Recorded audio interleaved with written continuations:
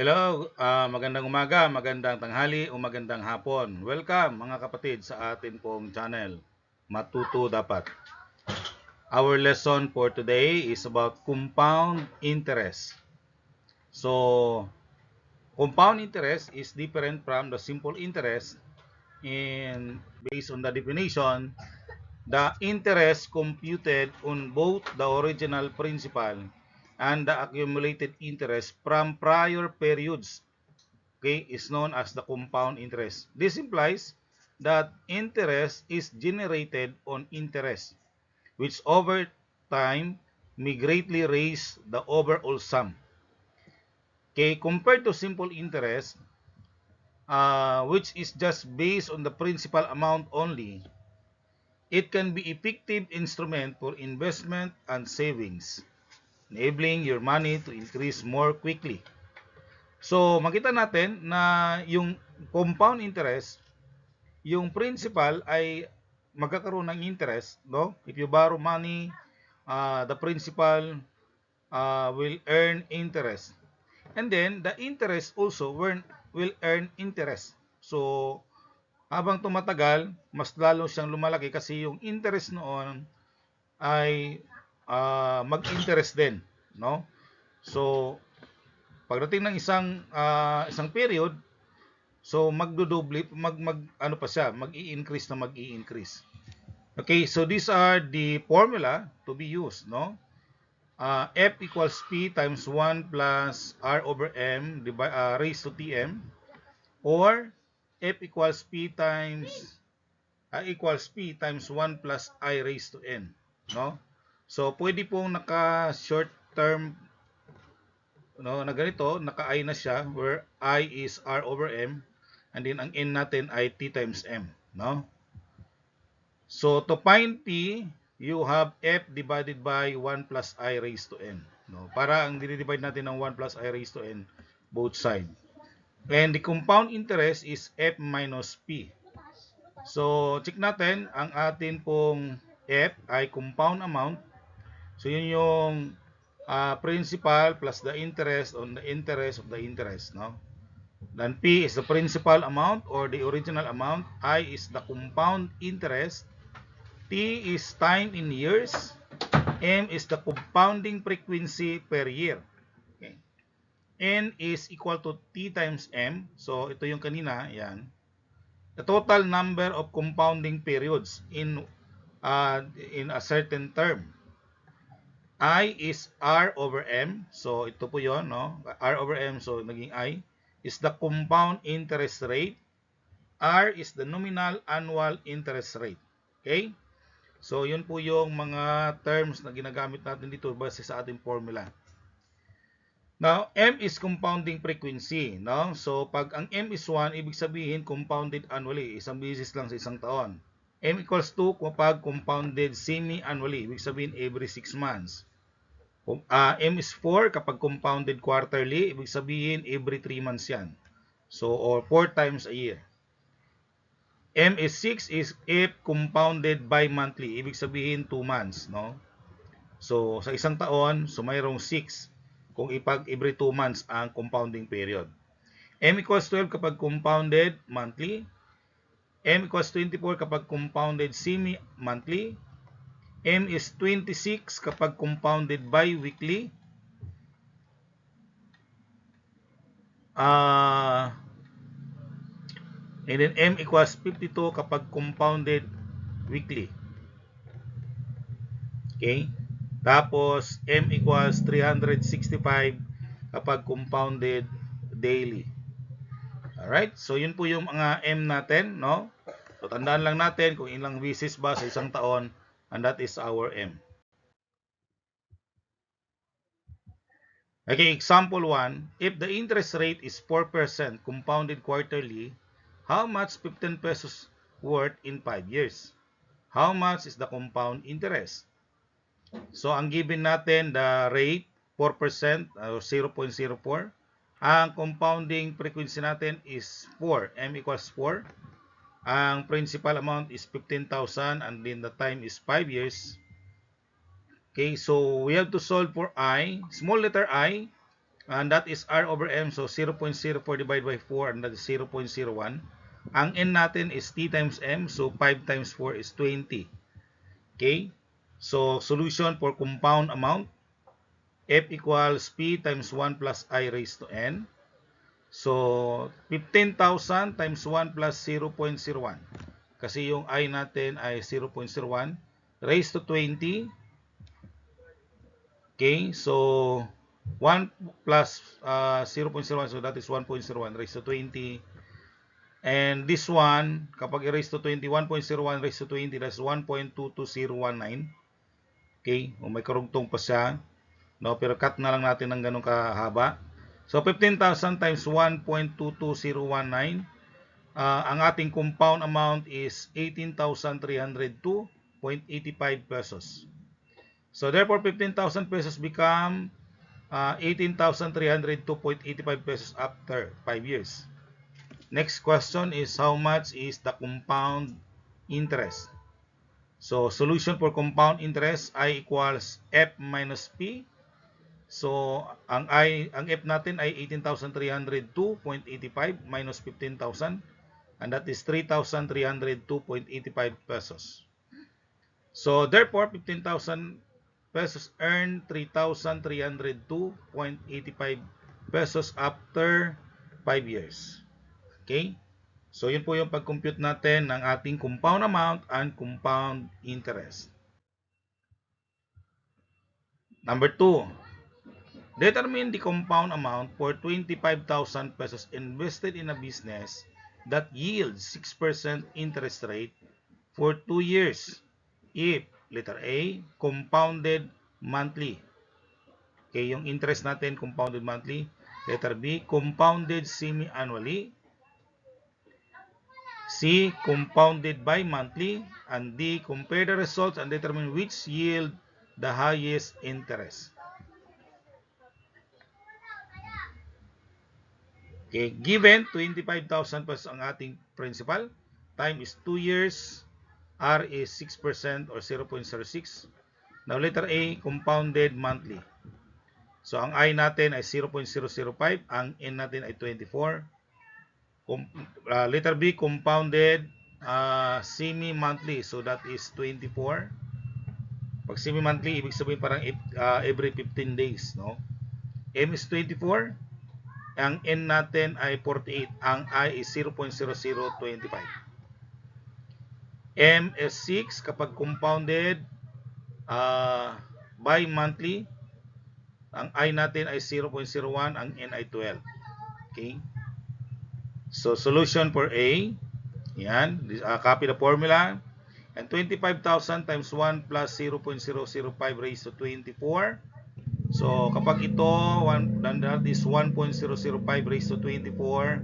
Compute natin using the calculator. And this will answer 1.127159776. Okay, times 25,000. You got 20,178.99 pesos. Okay? So that is answer for letter A. That's the compound amount. Okay, kapag compounded monthly. Letter B, kapag compounded semi-monthly. Okay, 25,000 times 1 plus 0.0025 raised to 48. Okay? Tapos, ayan, nakalagay dyan. Ang 1.0025, ito kapag i-plus na natin, so that is 1.0025 raised to 48, that the answer is 1.127328021. So anong support, no? So cut natin na lang dyan, and that is, round up natin, no? 25,000 times this number, you got 28,183.20 pesos. So that is for letter B, no? Kapag ang ating interest ay compounded monthly. Letter C. Okay, 25,000 times 1 plus 0.01 raised to 12. Ang 1.01 raised to 12 ay 1.126,825,030. So times 25,000, you got 28,170.63. So, ang ating sagot sa A ay 28,000, no? Kasi ang tanong ng D compare the results and determine which yield the highest interest. So for D, no, ang kinumpare natin ang A, 20,178.99 ang ating compounding frequency 12. Sa B naman 28,183.20 at M equals 24. Tapos ang ating C ay 28,170.63 at M equals 6.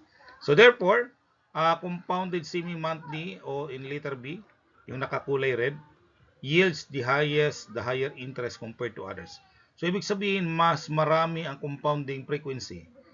So makarami ang compounding period in a year, mas mataas yung interest na na-earn niya. Okay? Number 3. What is the original amount if money become 30,000 pesos after 9 years of investment at the rate of 5% compounded monthly? How much is the compound interest after 9 years? Ang given ay 5% ang rate or 0.05. Ang M ay 12 since compounded monthly. Ang F ay 30,000. Yun po yung after 9 years. Ang time is 9 years. Ang ating I ay 0.05 divided by 12. So hindi na natin dinidivide o dinisimal form kasi medyo mahaba, no? And then ang N natin ay 9 times 12 is 108. So finding the principal using this formula, P equals F divided by 1 plus I raised to N. And then substitute the value, 30,000 divided by 1 plus 0.05 divided by 12 raised to 108. So that is 30,000 divided by 1.004166667 raised to 108. So kapag ito, 0.05 divided 12 plus 1, ito po yung magiging sagot natin. No? Raised to 108. So that is 30,000 divided by 1.566847,211. Okay? So the answer is 19,146.73 pesos. And that is the original amount. So ibig sabihin, this is the original amount invested in the investment or in the business, and then 5% ang rate niya compounded monthly. So itong amount na to ay magiging 30,000 after 9 years. So ibig sabihin, ang atin pong compound interest ay 30,000 minus 19,146.73, and that is 10,853.27. So therefore, the compound interest after 9 years for 19,146.73 pesos invested at 5% compounded monthly is 10,853.27 pesos. Alright, so ganun po pag-solve, no, ng atin po to find the original amount. Mahalaga doon, may mga given po tayo na swak doon sa formula na pwedeng gagamitin natin. Number 4. Jason borrowed 55,000 pesos from his friend Ben and agreed to pay for 1 year at an interest of 12% compounded semi-monthly. How much Jason pays after 1 year? So ang rate ay 12% or 0.12. Ang M ay 24 since compounded semi-monthly. P ay 55,000. Ang I atin natin is 1 year. Ang I is 0.0005 or it is 0.12 divided 24. Tapos ang N natin ay 24 since 1 year lang naman babayaran. So 1 times 24 ay 24 din. Okay, so compound amount, no, 55,000 times 1 plus 0.005 raised to 24, and that is the answer is 25,000 times 1.127159776.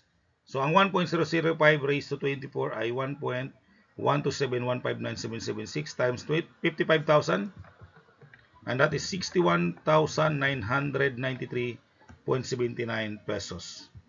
So ibig sabihin, Jason pays a total of 61,993.79 pesos after 1 year. So kapag compounding o compound interest ang ginagamit, no, tapos nakalagay pa rito ay compounded semi-monthly o twice a month po yung conversion. Okay? Now, example 5. The problem is taken from example 4, o yung kay Jason. Suppose that Jason wants to pay the total amount after 1 year using a simple interest rate at 12%. Okay, how much he pays after 1 year? Which interest is bigger, the simple or the compound? And by how much? Okay. So dito ang rate lang natin ay 12%, no, or 0.12, tapos ang P ay 55,000 pesos. Ang time is 1 year. Now, ang gagawin natin dito, we have to solve this using the simple interest formula. The simple interest formula is F equals P times 1 plus RT. Okay? So, ganun lang siya. So, 55,000 times 1 plus 0.12 times 1. O 55,000 times 1.12. That is 61,600 pesos. Okay? Therefore, Jason pays a total of 61,600 pesos after 1 year if using simple interest method.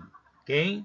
Now, may pangalawang tanong, which interest is bigger, the simple or the compound? And by how much? So, try natin ang comparison. Ang full amount ng simple interest ay 61,600. Okay, ang full amount for compound interest is 61,993.79. Therefore, ang difference ay 393. Mas malaki yung interest, no, ng compound interest. Okay, because it yields the bigger interest than simple interest with a difference of 393.79. No, so if I were Jason, dito na lang ako sa simple interest. Kung magkaroon man ng panibagong kasunduan, no, pwede po bang papiliin ka, doon ka na lang sa simple interest. Mas mababa yung interest na i-yield doon po sa original capital. Okay? So, your activity 1. Yan, no? Number 1, what is 22,000 pesos after 15 years if it is invested in the compound interest at the rate of 8%? No? Letter A, compounded annually, compounded monthly, or letter C, compounded quarterly. Number 2, determine the compound interest for 105,200 pesos invested at 12% compounded monthly for 6 years. Number 3, what is the compound interest and compound amount after 7 years if 70,000 pesos invested in a compound interest at the rate of 6% at A, compounded quarterly, and B, compounded weekly. Number 4, if money becomes 107,500 pesos after 12 years, invested at 5.5% interest rate compounded semi-annually, how much is the original amount invested? Alright, so that is your topic, no? Compound interest, and I hope you learned from this video lesson, no?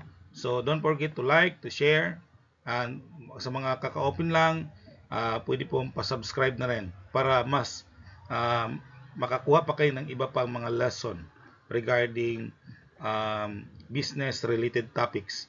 Okay, so maraming salamat. God bless you.